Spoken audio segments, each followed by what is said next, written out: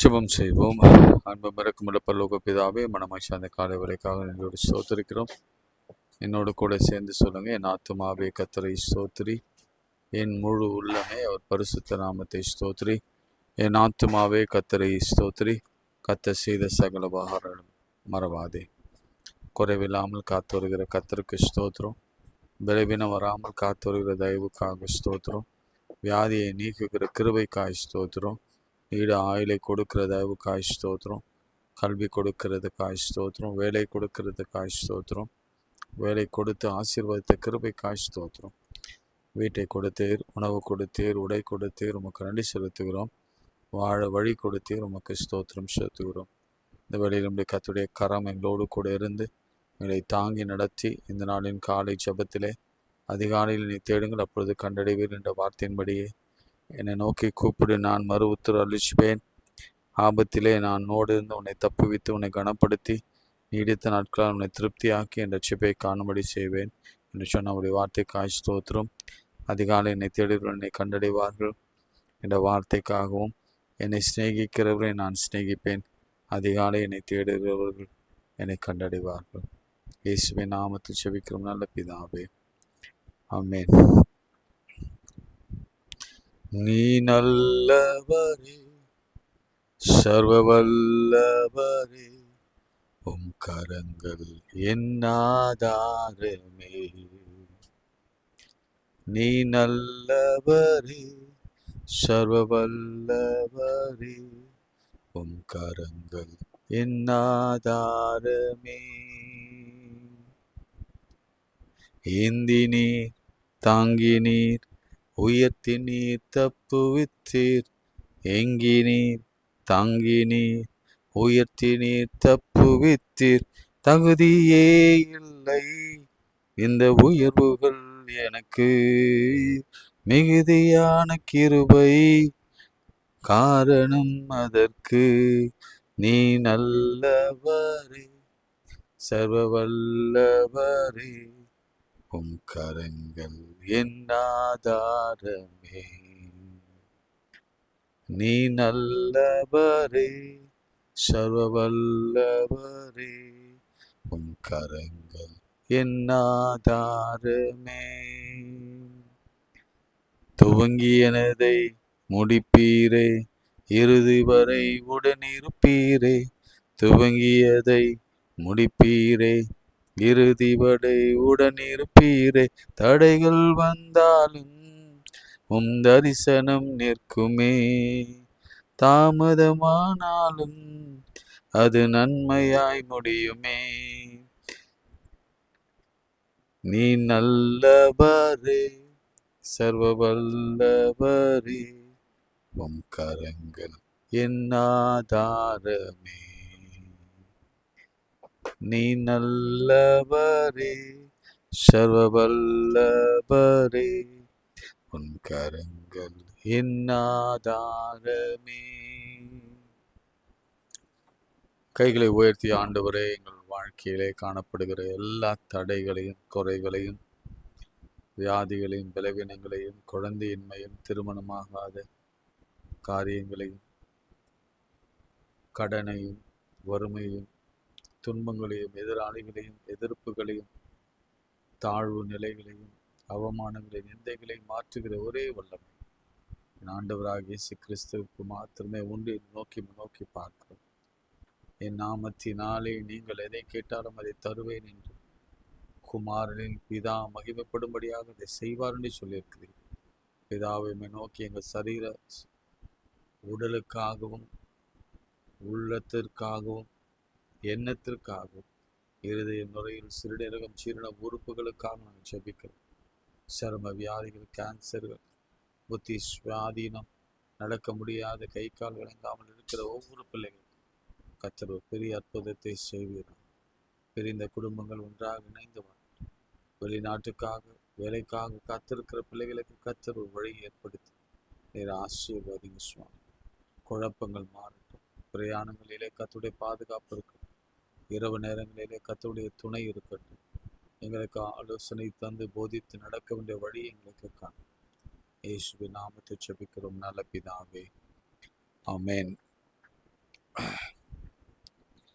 பிரியமானவர்களே, இங்க மார்க்கு 5ஆம் அதிகாரத்தை நாம திருப்பி கொள்ளலாம்.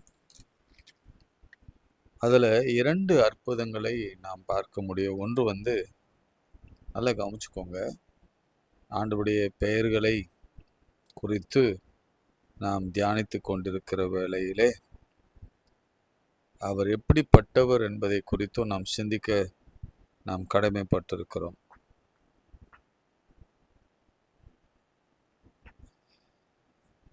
இயேசு மறுபடியும் ஏறி அக்கரைக்கு வந்தார். இக்கரைக்கு வந்து கடலோரத்தில் இருந்தபோது திரளான ஜனங்கள் இடத்தில் கூடி வந்தார்.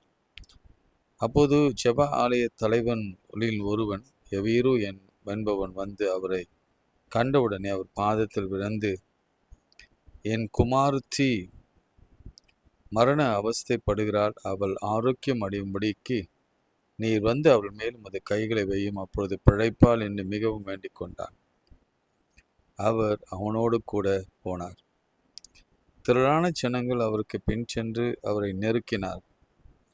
அப்போது 12 வருடமாய் பெரும்பாடுள்ள ஒரு ஸ்திரீ அநேக வைத்தியரால் மிகவும் வருத்தப்பட்டு தனக்கு உண்டானவில் எல்லாம் செலவழித்தும் சற்றாகிலும் குணமடையாமல் அதிக வருத்தப்படுகையில் இயேசுவை குறித்து கேள்விப்பட்டு, இயேசு அப்படின்னு ஒரு நாமம் இருக்குல்ல, அடிக்கடி சொல்றதில்ல, கேள்விப்பட்டு அவர் யார், இயேசு யார் பார்க்கலாம்.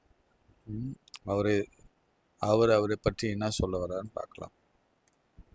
நான் அவருடைய வஸ்திரத்தை ஆகிலும் தொட்டால் சொஸ்தமாவேன் என்று சொல்லி ஜனத்து கூட்டத்திற்குள்ளே அவருக்கு பின்னாக வந்து அவர் வஸ்திரத்தை தொட்டார். உடனே அவருடைய உதரத்தின் ஊரல் என்று போயிற்று. அந்த வேதனை நீங்கி ஆரோக்கியம் அடைந்ததை அவள் சரீரத்திலே உணர்ந்தார். உடனே இயேசு தம்மிடத்தில் இருந்து வல்லமை புறப்பட்டதை தமக்குள் அறிந்து ஜன கூட்டத்துக்குள்ளே திரும்பி, என் வஸ்திரங்களை தொட்டது யார் என்று கேட்டார். அவருடைய சீஷர்கள் அவரை நோக்கி, திரளான ஜனங்கள் உம்மை நெருக்கிக் கொண்டிருக்கிறதை நீர் கண்டும் என்னை தொட்டது யார் என்று கேட்கிறீரே என்றார்கள். இதை செய்தவளை காணும்படிக்கு அவர் சுற்றிலும் பார்த்தார். இன்னைக்கு இதை தியானிக்கும் பொழுது இந்த ஒரு வார்த்தை நம்ம நிறைய பார்த்துட்டோம். நிறைய ரிப்பீட்டடா நாம் இந்த அற்புதத்தை குறித்து நாம் கேட்டிருக்கிறோம், படித்திருக்கிறோம், பிரசங்கங்களில் நாம் அதை வியாக்கியானம் பண்ணலாம் கேட்டிருக்கிறோம்.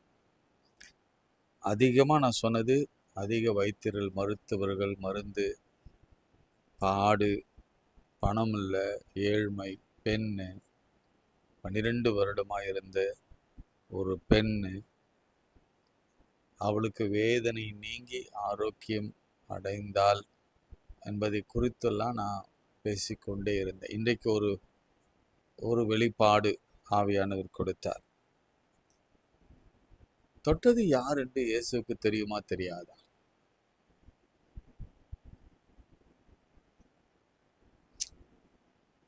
அப்படி அவருக்கு தெரியாதுன்னா அவர் என்ன சொல்லியிருக்கணும்னா, என்னை தொட்டவன் யார், அல்லது என்னை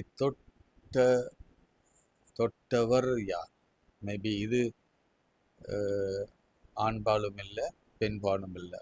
தொட்டவர் யார்? ரொம்ப கிளாரிட்டியோடு ஆவியானவர் எழுதி வைத்திருக்காரு பாருங்களேன். இயேசு செய்தவரை காணும்படிக்கு அவர் சுற்றிலும் பார்த்தார். அவருக்கு இதெல்லாமே தெரியுங்க. இப்படி ஒரு பலவீனமான ஒரு பெண் வருவா என்பதும் தெரியும். அவ பின்புறம் வந்து ஆடைகளை தொடுவாள் என்றும் தெரியும். சுகம் பெறுவாள் என்றும் தெரியும். வல்லமை அவரை அறியாமலாம் புறப்பட்டு போல அவர் அறிந்து வல்லமை புறப்பட்டு போனது என்பதை என் சரீரத்தில் நான் உணர்ந்தேன் அப்படின்னு அவர் சொல்ல. பிரியமானவர்களே, இந்த செய்தி நமக்கு ஒரு வியப்பை ஏற்படுத்தினாலும் இதில் இருக்கிற ஒரு உண்மை என்னன்னா, இயேசு தன்னிடத்தில் சம்பவித்ததை அறிந்து அந்த ஸ்திரீயானவள் பயந்து நடுங்கி அவர் முன்பாக வந்து விழுந்து உண்மையெல்லாம் அவருக்கு சொன்னார். அவர் அவளை பார்த்து, மகளே, உன் விசுவாசம் உன்னை ரட்சித்தது, நீ சமாதானத்தோடு போய் உன் வேதனை நீங்கி சுகமாயிரு என்று சொன்னார். சில நேரங்களில் நாங்கள் இறையியல் கல்லூரி படிக்கிற பொழுது ஏசப்பா அப்படின்னு பாட்டு பாடின பெர்க்வான்ஸ் ஐயாவை ஃபாதரை ரொம்ப கேலி பண்ணுவாங்க, கிண்டல் பண்ணுவாங்க. இது ஒரு தியாலஜி இல்லை, இறையியலுக்கு அப்பாற்பட்ட ஒன்று. இயேசுவை எப்படி அப்பான்னு கூப்பிட முடியும்? தந்தை, மைந்தன், தூய ஆவி அப்படின்னா God the father, Sun, Holi spirit அப்படின்னா எப்படி சன்னை போய் நீங்கள் ஃபாதர்ன்னு சொல்ல முடியும் என்று நாங்கள் வியாக்கியானம்லாம் பேசியிருக்கிறோம், கொஸ்டின்ஸ்லாம் ரைஸ் பண்ணியிருக்கிறோம்.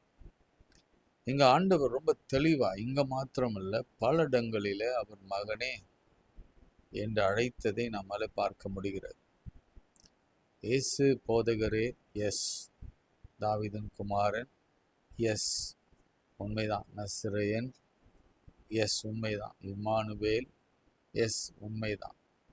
அவர் அப்பா அப்படின்ற ஒரு உணர்வு எப்போ வருதுன்னா, இந்த பெண்மணியை பார்த்து அவள் சொல்கிறார், மகளே, இன்னைக்கு உங்களை பார்த்து என்ன பார்த்து, மகனே, உன் விசுவாசம் உன்னை ரட்சித்தது. நாம் சோர்ந்து போயிருக்கிறோம், வேதனையில் இருக்கிறோம்.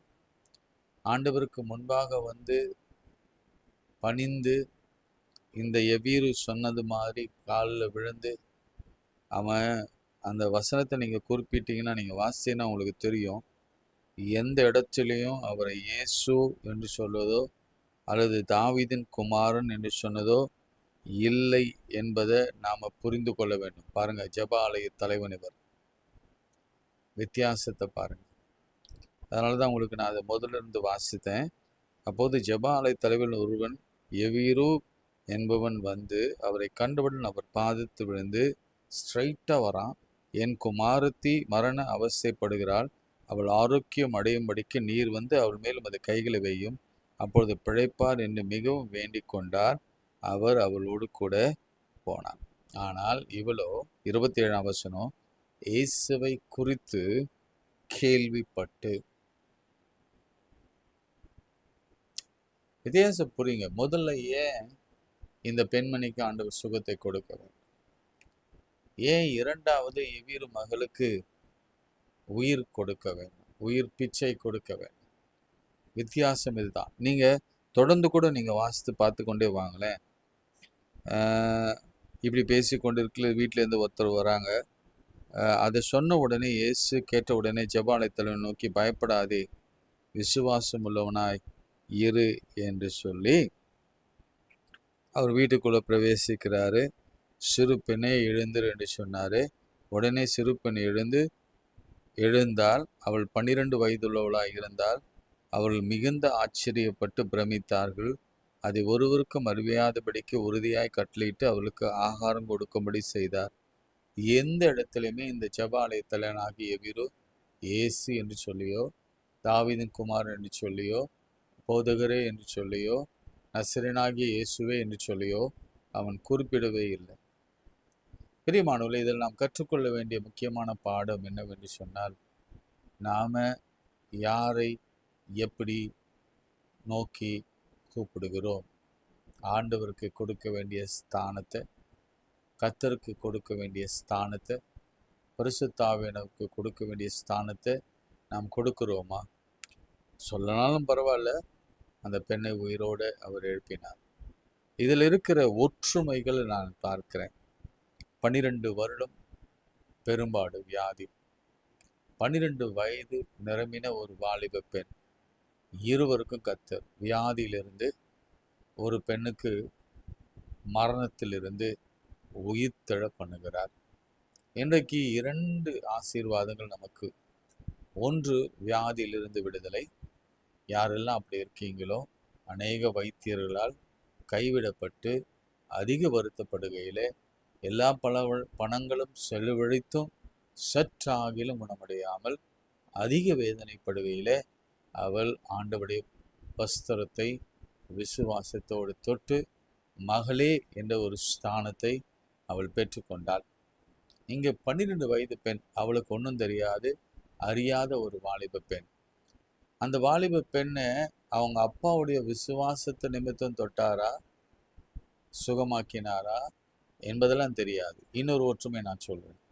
2 கூட்டம் இருந்தது. ஒரு கூட்டம் என்ன சொல்லிச்சுன்னா, ஆண்டவர் மறைமுகமா தாக்கினது. அவங்க சொன்னாங்க, நிறைய பேர் இருக்கிறாங்களே பாருங்க, அவர் என்னை தொட்டது யாருன்னு கேட்ட உடனே அவங்க சொன்னது பாருங்க, என்னப்பா பேசுற? அவருடைய சீஷர்கள் அவரை நோக்கி, திரளான ஜனங்கள், கொஞ்சம் நையாண்டி, திரளான ஜனங்களுமே நெருக்கி கொண்டிருக்கிறது, நீர் கண்டோம், என்னப்பா நீ பார்க்குறங்க, என்னை தொட்டது யாருன்னு கேட்குறீங்களே என்றார். இங்க பாருங்க, சந்தடி பண்ணுகிற மக்கள் அதற்கு அவரை பார்த்து நகைத்தார்கள்.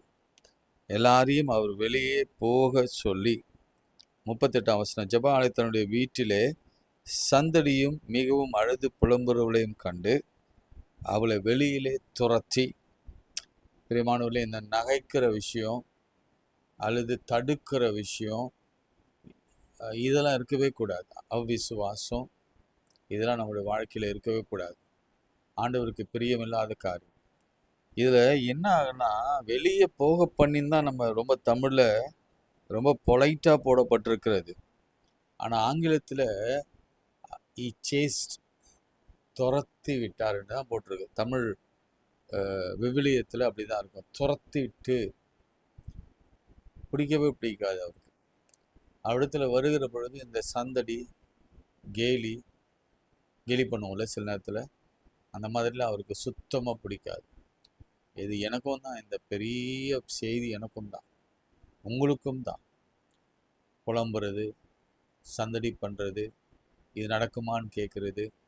அங்கே பாருங்க, அந்த செய்தி வந்த உடனே ஆண்டவரை தொந்தரப்படுத்தாதீங்க. அங்கே ஒரே ஒரு வார்த்தை தான் வருது, போதகரை வருத்தப்படுத்த வேண்டாம். அது யார் சொல்றதுன்னா, அந்த வீட்டிலேருந்து வந்தவங்க சொல்கிறாங்க, அவங்க மாஸ்டரை வருத்தப்படுத்தாதீங்க. அப்போது ஏசு இமீடியட்டாக தகப்பன் ரியாக்ட் பண்ணதுக்கு முன்பாகவே, பயப்படாதே, விசுவாசம் உள்ளவனாயிரு என்று சொல்லி அவர் அந்த பெண்ணை சுகமாக்கினார். சிறு பெண்ணே, எழுந்திரு என்று சொல்லுகிறேன், எழுந்திரு என்று உனக்கு சொல்லுகிறேன் என்று அர்த்தமாம். உடனே சிறு பெண் எழுந்து நடந்தார். அவள் 12 வயதுள்ளவளாக இருந்தார். அவர்கள் மிகவும் ஆச்சரியப்பட்டு பிரமித்தார்கள். ஆமீன் சொல்லுங்க. மிகுந்த ஆச்சரியப்பட்டு பிரமித்தார்கள். இன்றைக்கு நாம் கற்றுக்கொள்ள வேண்டிய ஒரு லெசன் ஒன்று உண்டு. அந்த லெசன் என்ன தெரியுமா? விசுவாசி அவர் யார்? இங்க அவர் தொடலை, அவரிடத்துல கேட்கல. யாரு? இந்த 12 வருட பெரும்பாடுள்ள பெண். அவர் பாதத்துல விழலை, வேண்டிக் கொள்ளலை. ஆங்கிலத்தில் கிரைடுன்னு இருக்கும். அழலை, எதையும் செய்யலை.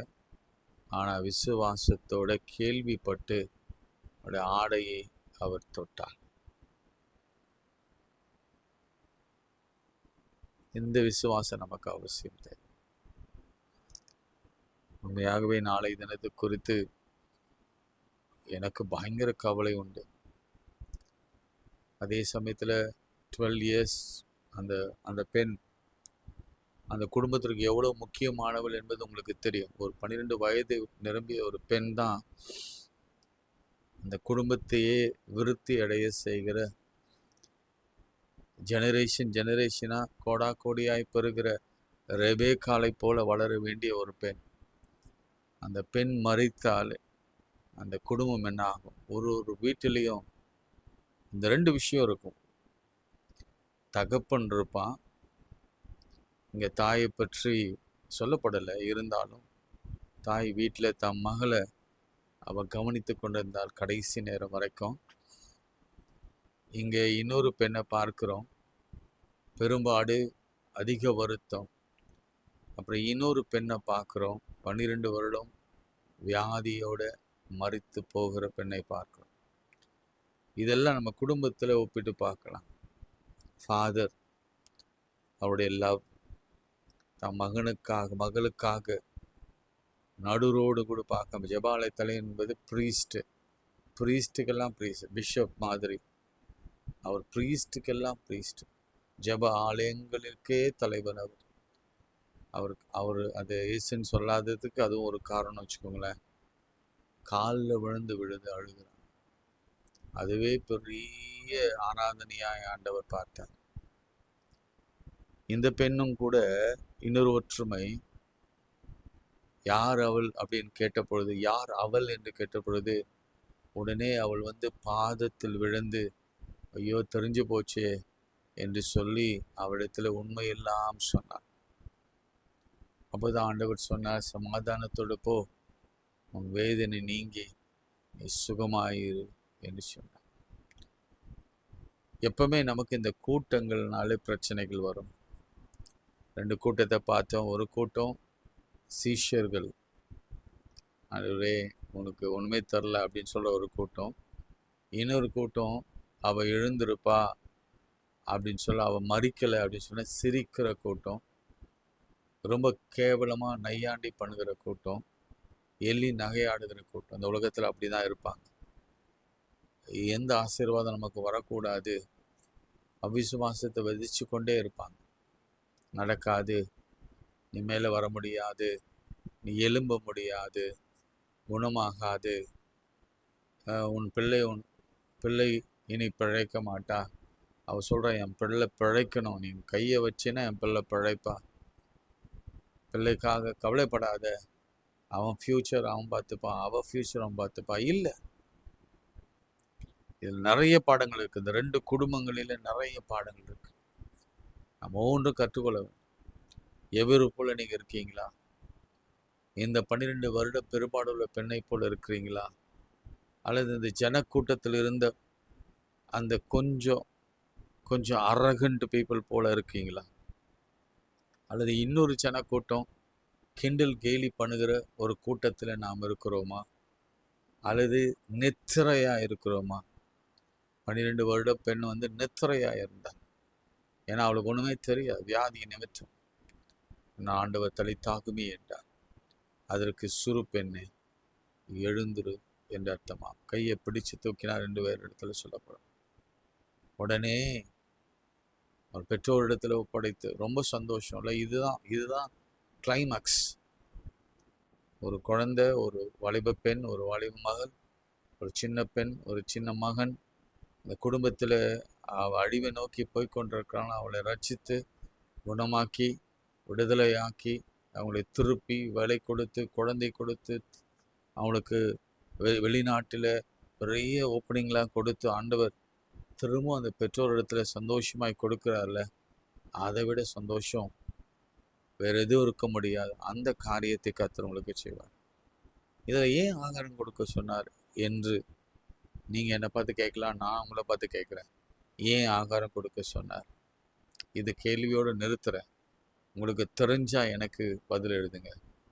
ஏன் அவளுக்கு ஆகாரம் கொடுக்க சொன்னார்? ஏன் ஆகாரம் கொடுக்க சொன்னார்?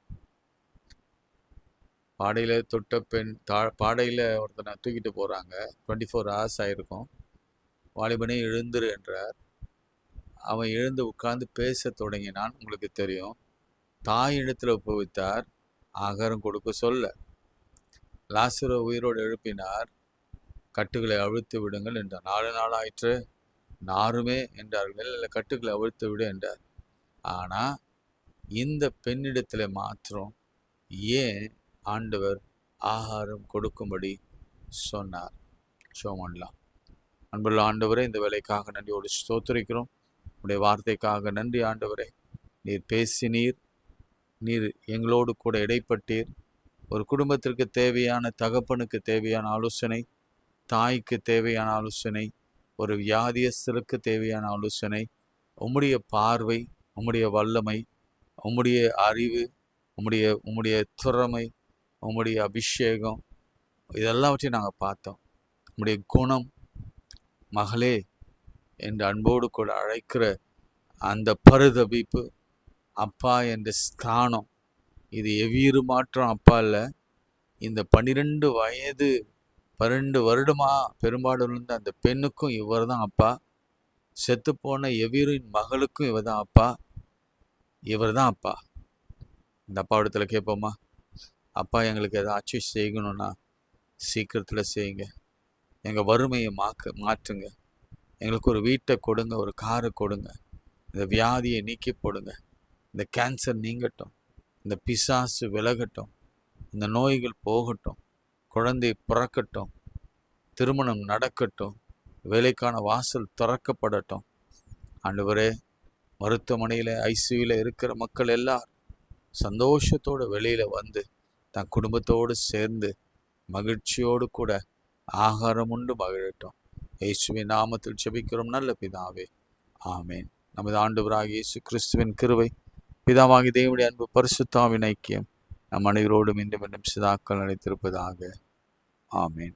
God bless you. தொடர்ந்து ஷேர் பண்ணுங்கள். நான் முன்னமே சொன்ன மாதிரி இன்னும் அந்த ப்ராட்காஸ்ட்லாம் சரியாகலை. இனிமே நம்மளுடைய அந்த எக்யூப்மெண்ட்ஸ் எல்லாம் வாங்கலை. நீங்கள் அதுக்காக ஜெபித்து கொள்ளுங்க. முடிந்த வரைக்கும் இது எப்படியாவது இதை நீங்கள் ஷேர் பண்ணி பங்காளராக மாறுங்க, பார்ட்னர்ஸாக மாறுங்க. அதனுடைய பலனை நீங்களும் அறுவடை பண்ணுங்க. நான் மாத்திரமல்ல, நம்ம எல்லாரும் பரலோகத்துக்கு போகும் பொழுது இந்த காலை ஜெபத்தை நாங்கள் உலகமெங்கும் கொண்டு போனோம் அப்படின்னு சொல்லி நம்ம ஆண்டவர் பாதத்தில் ஒரு பெரிய சாட்சியாக நிற்கணும். அதற்காக உங்களோட உதவியை நான் நாடுகிறேன். ஜெபம் பண்ணுங்க, எங்களுக்காக ஜெபம் பண்ணுங்க. அநேக நாட்கள் அங்கே திறப்பில் இப்படி நிற்கிற பொழுது பிசாசானவன் முதலாவது டார்கெட் எங்களுக்கு தான் இருக்குது. ஸோ அந்த பிசாசிடத்திலிருந்தும் இந்த அந்தகார வல்லமையின் கிரிகளிடத்திலும் அதிகாரங்களிடத்திலிருந்தும் எங்களை கர்த்தர் பாதுகாக்க வேண்டும் என்று சொல்லி ஜெபமானுங்க. கர்த்தர் எங்களுக்கு ஒரு புதிய வழியையும் புதிய உயர்வையும் கர்த்தர் எங்களுக்கு கொடுக்கும்படியாக நீங்கள் தொடர்ந்து எனக்காக ஜெபம் பண்ணிக்கொள்ளுங்கள். God bless you.